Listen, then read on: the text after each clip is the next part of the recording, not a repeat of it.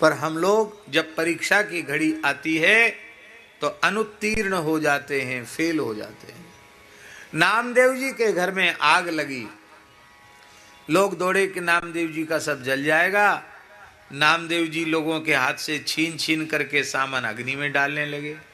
बोले महाराज ये तो भक्त का घर है, इसमें भगवान को छोड़ के आएगा कौन? चाहे आग बन के आओ, चाहे पानी बन के आओ, बताओ किसी के घर में आग लग जाए, वो सामान्य व्यक्ति हो और कुछ उसका दूसरा कोई ठौर ठिकाना हो नहीं, और घर में आग लग जाए तो उसे कितना भय होगा। नामदेव जी महाराज ने बची कुची सामग्री लोगों के हाथ से भी छीन कर अग्नि में डाल दी। गांव के लोगों ने पंचायत की, बोले समाज ने जो कुछ किया था सहयोग, उस पर भी इन्होंने पानी फेर दिया। अब पंचायत कर लो, एक स्वर से फैसला कर लो कि अब ये कहेगा कि हमारा सहयोग करके घर बनवा दो, हमारा छप्पर छपवा दो, छान छपवा दो, इसको सहायता भी नहीं करना, कुछ मांगे तो इसको देना नहीं, रस्सी बांस फूस कुछ भी, एक फूस का तिनका भी इसको नहीं देना, खाने के लिए इसको अन्न का एक कण भी हम लोग नहीं देंगे। देखते हैं बड़ा भारी भगत बनता है। और नामदेव जी आनंद से खुले आकाश में बैठ करके भजन कर रहे हैं। तो ठाकुर, अब देखो आग लगना भी प्रभु का मंगलमय विधान है। ये बात श्री नामदेव जी ने जब स्वीकार की तो साक्षात श्री पंढरीनाथ भगवान रुक्मिणी जी के सहित पधारे और नामदेव जी से बोले कि नामदेव जी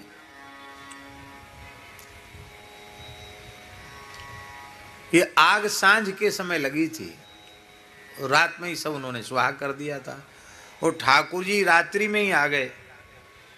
बोले नामदेव जी खुले में बैठे हो, सब जल गया आपका भगत जी? बोले हाँ जल नहीं गया, भगवान ने सब अंगीकार कर लिया, भगवान ने सब स्वीकार कर लिया, जला वाला कुछ नहीं।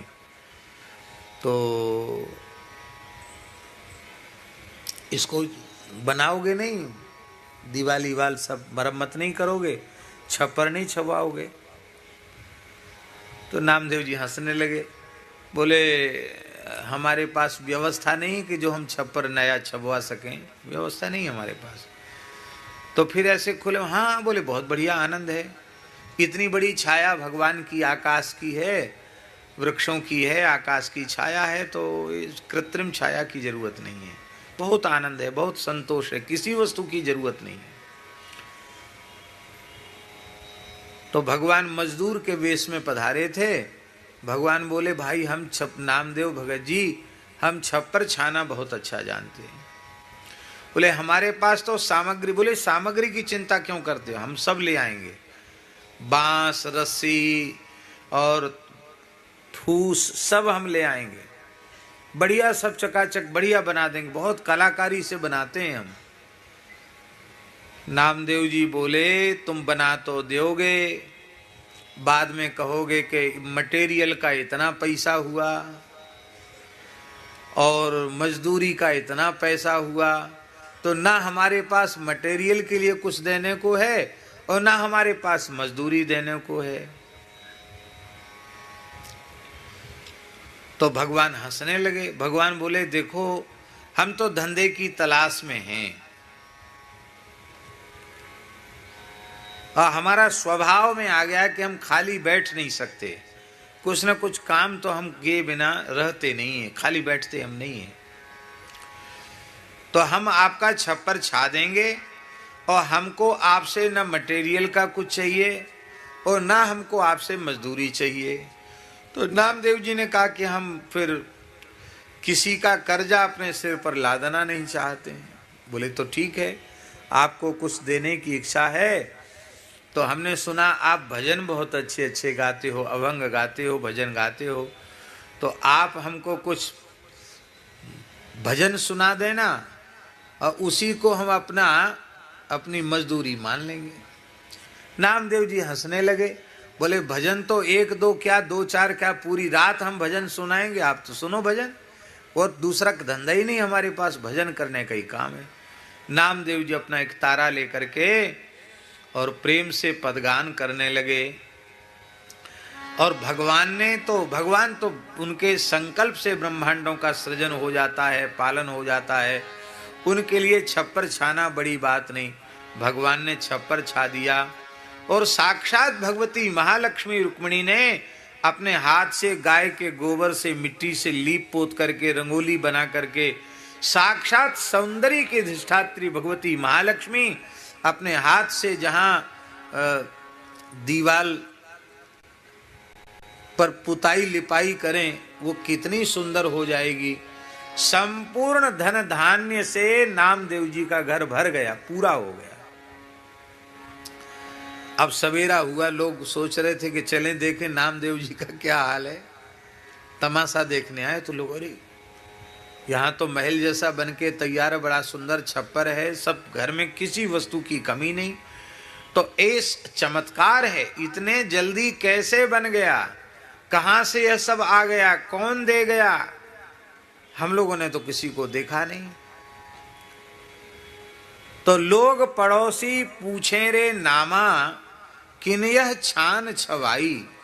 लोग पूछते हैं कि नामदेव ये किसने ये छान छाई है तुम्हारी। हम भी अपनी छान छबवाना चाहते हैं।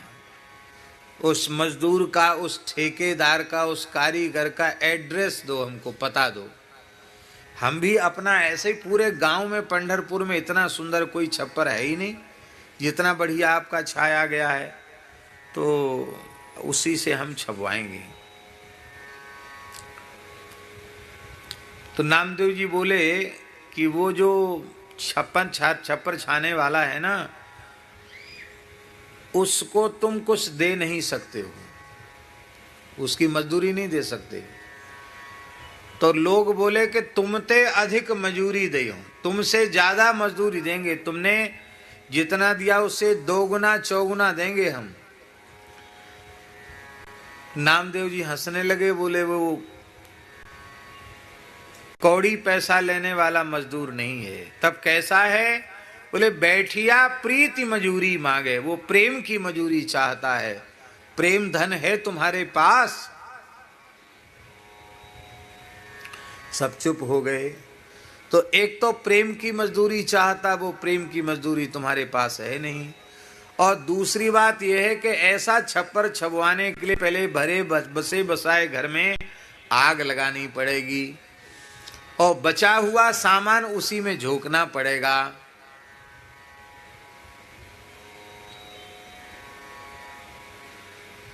अब भैया आग लगाने के लिए कौन तैयार हो? तब सब नामदेव जी के चरणों में पड़ गए। सबकी समझ में आ गया कि साक्षात पंढरीनाथ भगवान ने ही नामदेव जी का छप्पर छाया है।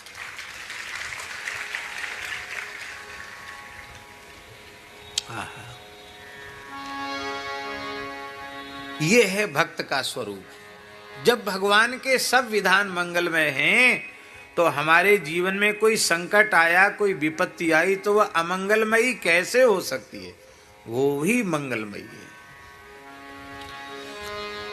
हमने तो अपने बाल्यकाल से लेके अब तक के जीवन में जो अनुभव किया है, उसके आधार पर हम कह सकते हैं कि जो जो विपरीत परिस्थितियां हमारे जीवन में आईं, एक समय उनको देखकर मनुष्य का स्वभाव है तो थोड़ी विक्षेप तो हुआ, लेकिन बाद में समझ में आया कि यह भी प्रभु का मंगलमय विधान ही था और इसी में हमारा परम मंगल छिपा हुआ था।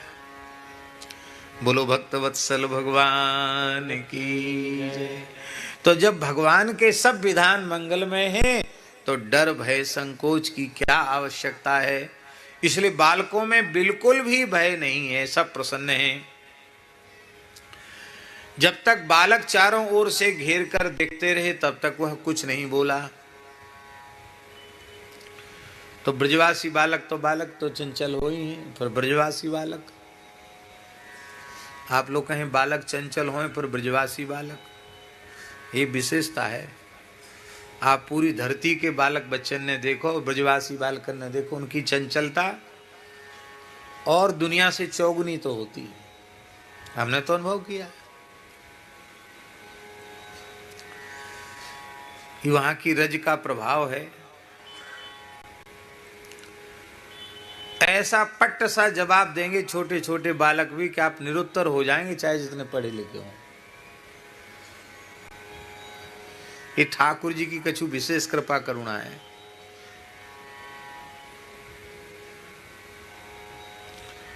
तो महाराज वो बालकों को ने देखा कि ये क्या है, क्या देखें, छू के देखें।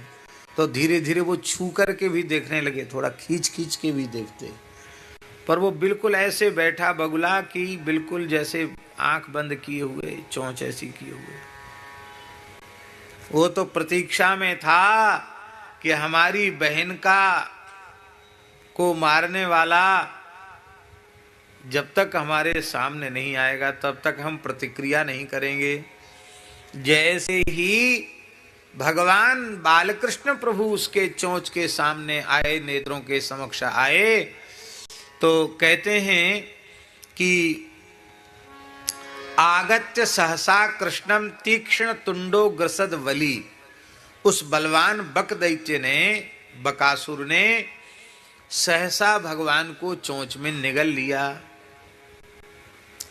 जब चोंच में निगल लिया तो लिखा है कि कृष्णम महावकग्रस्तम दृष्ट्वा रामादयोर्भकाः बभूवरिंद्रियाणीव विना प्राणम विचेतसः। बड़ी प्यारी बात है। श्री बलराम जी महाराज और जितने ग्वालवाल हैं, उन्होंने जब देखा कि श्री कृष्ण को इस बक ने निगल लिया तो वे इतने अधिक व्याकुल हो गए, कहते जैसे प्राणों के निकलने पर इंद्रियां वह व्यर्थ हो जाती हैं, विचेतन हो जाती हैं, अचेत हो जाती हैं। जैसे प्राणों के निकलने पर जो इंद्रियों की दशा होती है, वही दशा श्री बलराम जी की और समस्त ग्वाल वालों की हुई। अब यहां एक बात बड़े ध्यान देने की है। बलराम जी श्री कृष्ण तत्व को जानते हैं। बलराम जी जानते हैं नहीं, बलराम जी ही जानते हैं, क्योंकि वे शेष तत्व हैं। इसलिए वो जानते हैं कि श्री कृष्ण कौन है। तो जानने के बाद उनकी ये दशा कैसे हो गई, ये प्रश्न है। इसका उत्तर यही है कि बलभद्र जी भी बाल लीला कर रहे हैं।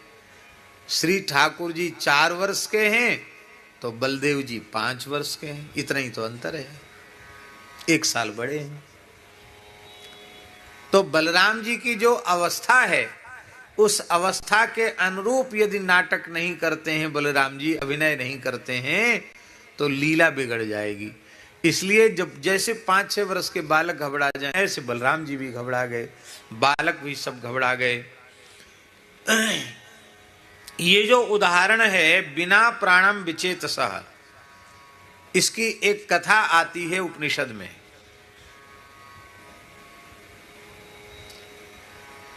उपनिषद में इसकी एक कथा आती है कि एक बार इंद्रियों का झगड़ा हो गया। कितनी इंद्रियां हैं? 10।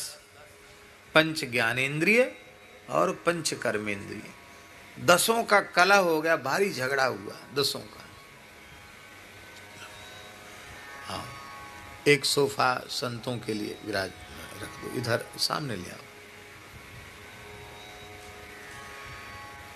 श्री वृंदावन बिहारी लाल की जय। जय जय श्री राधे।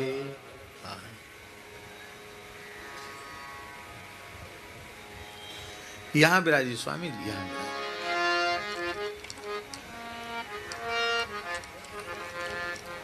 ठीक है, ठीक है। तो उपनिषद की एक आख्यायिका हम आपको सुना रहे थे।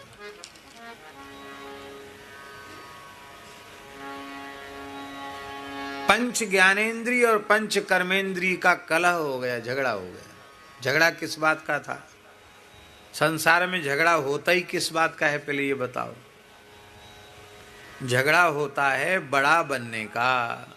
सबसे छोटे बने रहो तो कोई झगड़ा नहीं है, बट जितना बड़े बनोगे उतना झगड़े में पड़ोगे। तो वो 10 इंद्रियां झगड़ रही थी, कहती नहीं नहीं तुम तो हमारे सामने क्या हो, कुछ नहीं, तुम तो हमारे नौकर चाकर हो, हम ही बड़ी हैं, हम ही बड़े हैं, हम ही बड़ी हैं। खूब झगड़ा हुआ 10 इंद्रियों में, ज्ञानेंद्रिय कर्मेंद्रियों में, पर फैसला नहीं हो पाया कि इनमें श्रेष्ठ कौन सा है। तो बोले चलो भाई सरपंच जी के पास चलो। पंचों में झगड़ा हुआ तो सरपंच जी के पास गए। सरपंच कौन है? बोले प्राण, वही सरपंच हैं। तो प्राण के पास इंद्रियां पहुंची, बोले हमारे कलह को शांत करो। ये छांदोग्य उपनिषद का प्रकरण है, प्रसंग है। तो हम में से आप बताओ कि हम में श्रेष्ठ कौन सा है। तो सरपंच महोदय प्राण महाराज ने कहा कि देखो ऐसा है कि जिसके चले जाने से यह देह अत्यंत निंद्य हो जाए, घृणित हो जाए, किसी काम का न रह जाए, वही श्रेष्ठ है। जिस इंद्रिय के चले जाने से, न रहने से देह नष्ट हो जाए, भ्रष्ट हो जाए, समाप्त हो जाए, सड़ जाए, गल जाए, वही श्रेष्ठ है। आंख को बड़ा अहंकार था कि हमारे बिना तो सब दुनिया में अंधेरा है। आंख बोली हम जाते हैं, हम सबसे बड़े हैं, हम जाते हैं, देखो हमारे बिना कैसे काम चलता है। तो आंख चली गई। जन्मांध लोग क्या खाते पीते सोते जगते नहीं है क्या? खूब पुष्ट होते हैं, खूब मस्त होते हैं, तंदुरुस्त होते हैं।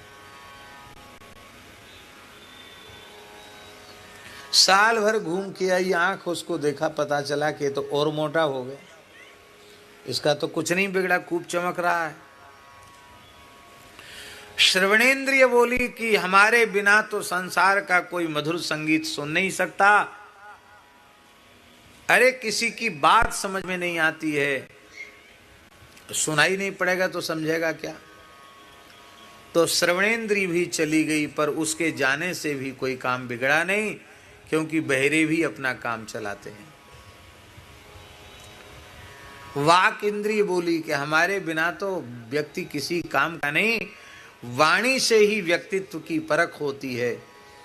तो हम चले जाते हैं, वाणी चली गई, गूंगे व्यक्ति भी अपना निर्वाह कर लेते हैं। एक एक करके कहने का प्रयोजन यह है कि सभी इंद्रियां गईं पर शरीर का कुछ नहीं बिगड़ा। अंधे लंगड़े लूले टोटे बहरे सब अपना काम चला लेते हैं, फिर भी कुछ नहीं बिगड़ा। इसलिए सब इंद्रियां आकर अपने अपने स्थान पर डट गई। अब उनका झगड़ा खत्म हो गया। क्यों? सबकी समझ में आ गया कि हमारे रहने से या हमारे ना रहने से इस व्यक्ति का कुछ बिगड़ता बनता नहीं है। तो अच्छी बात है, न रहे तो इसका कुछ बिगड़ेगा नहीं। तो प्राण ने कहा कि भाई देखो तुम्हारा झगड़ा तो अभी फैसला हुआ नहीं, तुम पंचायत लेकर आई थी कि हम में श्रेष्ठ कौन है। तो ये तो तुम्हारी समझ में आ गया कि हम 10 में कोई भी श्रेष्ठ नहीं है। तो अब हमारी श्रेष्ठता स्वीकार कर लो। तो 10 के 10 वैसे तो झगड़ रहे थे आपस में, पर जब प्राण ने कहा कि हमको हमारा ही महत्व स्वीकार कर लो, 10 वाह तुम्हारा क्यों महत्व स्वीकार करें, तुम क्या हो हमारे सामने। आजकल बहुमत का जमाना है, वोटिंग होती है, जिसके पक्ष में जिसको बहुमत मिलता है वही विजयी होता है। प्राण ने कहा कि हमें तुम्हारे वोट की जरूरत नहीं है और तुमसे श्रेष्ठता का प्रमाण पत्र लेने की भी आवश्यकता नहीं है। बस इतनी सी बात है कि तुम अपने अपने स्थान पर अडिग होकर, अटल होकर के रहो। और अब हम घूमने फिरने जा रहे हैं, तुम लोग रहो, आँख भी रहे, कान भी रहे, नाक भी रहे, जीभ भी रहे, हाथ भी रहे, पाँव भी रहे, सब इंद्रियां रही आवें। अब हम जा रहे हैं तो इंद्रियां बोले जाओ जाओ घूम फिर आओ। हम घूम फिर आए, तुम घूम फिर आओ। जैसे ही प्राण का उत्क्रमण हुआ, छांदोग्य में लिखा है, प्राण का उत्क्रमण होते ही इंद्रियों की क्या दशा हुई। हा हा, उपनिषद में लिखा है कि जैसे कोई बहुत बलशाली चंचल अश्व हो और उसका पैर छोटी छोटी 10 खूंटियों से, कच्चे धागे से उसका पैर बंधा हो और अकस्मात उसे कोई कशाघात करे, चाबुक का प्रहार करे, तो उस चंचल अश्व के उछलने में और उन खूंटियों को उखड़ने में, उन कच्चे धागों को टूटने में कितना समय लगेगा। उतना समय भी नहीं लगा। वो आंख नाक कान सब ने अपना काम करना बंद कर दिया। प्राण जैसे ही उत्क्रमण शुरू हुए कि सब ने अपना काम करना बंद कर दिया। अब सब इंद्रियां चिल्लाएं, त्वन्न श्रेष्ठा, त्वन्न श्रेष्ठा, त्वन्न श्रेष्ठा। हे प्राण देव, आप ही हम सब में श्रेष्ठ हैं, आप ही हम सब में श्रेष्ठ हैं। तो जैसे प्राण के बिना इंद्रियों का होना न होना किसी महत्व का नहीं है। देखो, शरीर से प्राण निकल जाते हैं तो शरीर तो सामने विद्यमान रहता है। किसी किसी के मरते समय आंख भी खुली रहती है, पर आंख खुली रहती पर आंख देखती नहीं है। कान रहते हैं पर सुनता नहीं, कुछ नहीं करता, ना हाथ पैर हिलाता, पड़ा तो पड़ा। ठंड के मौसम में किसी को बाहर डाल दो तो चिल्लाएगा, और मुर्दे को तुम हिमालय में जाके धर आओ, न रोएगा न चिल्लाएगा। मुर्दा तो मुर्दा है, क्या है। जीवित मनुष्य को अग्नि का एक चिंगारी लग जाए तो चिल्लाता है कि हाय जल गए, और मुर्दा को तो निष्प्राण देह को चिता में रख दिया जाता है, कहाँ कुछ होता है। तो जैसे प्राण के बिना इंद्रियां व्यर्थ हो जाती हैं, ऐसे ही सुखदेव जी ये कहना चाहते हैं कि श्री कृष्ण के बिना हम सब निष्प्राण हैं। यदि हम अपने जीवन में प्राणवान बने रहना चाहते हैं तो श्री कृष्ण को अपना प्राण बना लें। कहने का आशय है, यदि हमारे आपके जीवन में श्री कृष्ण हैं तो हम सब प्राण हैं, और यदि हमारे आपके जीवन में सब कुछ है, बल है, विद्या है, बुद्धि है, विवेक है, धन है, पद है, प्रतिष्ठा है, ऐश्वर्य है, मान सम्मान है, सब कुछ है, संसार की जो भी दुर्लभ वस्तुएं उपलब्धियां मानी जाती हैं वो सब एक साथ हैं। लेकिन यदि हमारे जीवन में भगवान नहीं है, श्री राम नहीं है, श्री कृष्ण नहीं है, तो हमारे जीवन की सारी उपलब्धियां व्यर्थ हैं। हम जीवित ही मृतक के तुल्य हैं। वो तो सोचता था बकासुर कि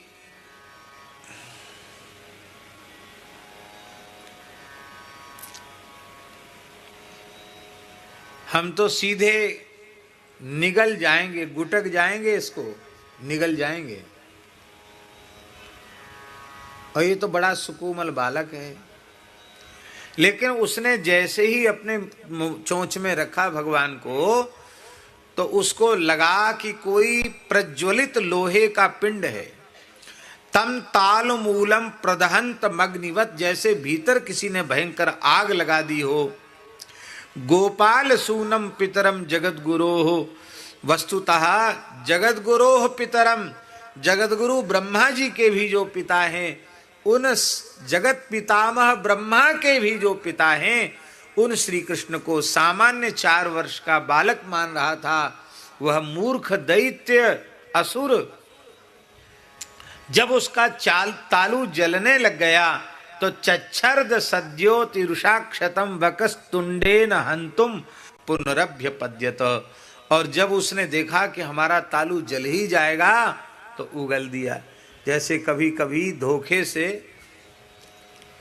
आलू मुंह में चला जाए, साबुत छोटा आलू हो, ऊपर का भाग तो थोड़ा ठंडा हो गया और भीतर भयंकर गर्म हो, तो फिर कैसा लगता, निगलते बनता न उगलते बनता, और उतने में ही मुंह में छाला आ जाता है। कभी कभी ऐसा होता है, धोखे में गर्म चीज चली जाती है, और चम्मच से खाने वालों का मुंह जरूर जलता है। हाँ, चम्मच से खाने वाले जो लोग हैं वो हाथ से तो छूते नहीं, क्योंकि हाथ बढ़िया से धोते नहीं हैं, इसलिए उनको औजार का सहारा लेकर के खाना पड़ता है। तो चम्मच से खाने वाले लोग प्रायः उनका मुंह जलता ही है, तालू जलता ही है। भगवान ने इसलिए इतनी बढ़िया चम्मच दी है, उंगलियां, इनसे प्रेम से खाओ तो पता चले कितना ठंडा है, कितना गर्म है, और कितना मुख में लेना चाहिए, वो सब पता चलेगा। लेकिन अब ऐसा अभ्यास हो गया लोगों को कि पहले, बहुत पुरानी बात हम नहीं बता रहे हैं, 20-25 वर्ष पहले तक भी संतों की पंगत में चम्मच नहीं फेरी जाती थी। 20-25 साल पहले संतों की पंगत में, विरक्तों की पंगत में, साधु सन्यासियों की पंगत में चम्मच नहीं फेरी जाती थी। और चम्मच मांगने वाले को लोग खड़िया समझते, हे खड़िया, उसको बढ़िया नहीं समझते थे। अब तो महाराज लाओ चम्मच लाओ।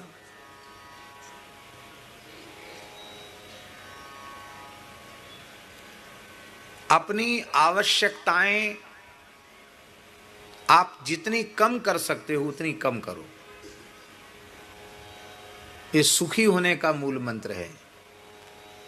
और नहीं तो भोजन रुचिकर नहीं लगेगा, चम्मच की और औजारों की याद आएगी।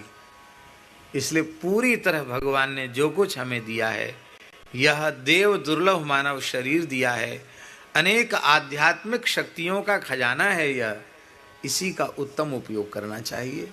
ये अंग्रेजों की नकल नहीं करनी चाहिए।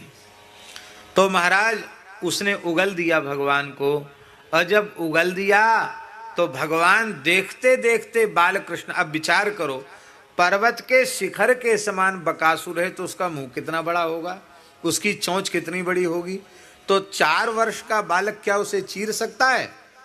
पर देखते देखते बालकृष्ण इतने विराट हो गए कि उनके सामने बकासुर छोटा बच्चा जैसा दिखाई पड़ा। जैसे छोटे छोटे बालक खेल खेल में और घास को चीर देते हैं, कैसे? कहते पश्यत सुबाले सुददार लीलया मुदावहो वीरणवद दिवौकसाम। वीरणवद, वीरणवद ये उपमा दी है। वीरण जानते हैं? एक घास होती है, उसका तना इतना मोटा तक भी होता है, इतना मोटा, और ऊपर उसके एक पंजरी जैसी फूल जैसा निकलता है। प्रायः सजल क्षेत्रों में वो होता है, जहां तालाब वालाब के किनारे या खेत वगैरह में भी होता है। तो गांव देहात के बच्चे तो उसको उखाड़ के एक उधर से चीरेगा, एक उधर से चीरेगा। गांव में हमने बचपन में देखा कि वो कहते तुम्हारी भाभी के का होएगो, भैया होएगो कि बहन होगी, तुम्हारी भैया होगा कि बहन होगी, कौन होगी? तो उसमें पल्ला निकल आता तो कहते भैया होगा, छोटे छोटे बच्चे। और पल्ला नहीं निकलता और कुछ निकल आता तो कहते बहन होगी। ऐसा भी बाल करते। तो खेल खेल में जैसे गांव के बालक उस वीरण नाम की घास को चीर देते हैं, ऐसे ही भगवान ने घास के जैसे, वीरण नाम की घास के जैसे बकासुर को चीर दिया। और तदा वकारिम सुरलोकवासिनः समाकिरन नंदन मल्लिकादिभिः समीडिरे चानक शंख संस्तवैः तद्वीक्ष्य गोपाल सुताः विसिस्मिरे। उस समय देवताओं ने आकाश में वाद्य बजाए और नंदन वन के मल्लिक आदि, मालती आदि पुष्पों की, पारिजात आदि पुष्पों की वर्षा की, भगवान की स्तुति की, शंख और नगाड़े आदि बजाए। उस समय ग्वाल वालों को बड़ा आश्चर्य हुआ, क्योंकि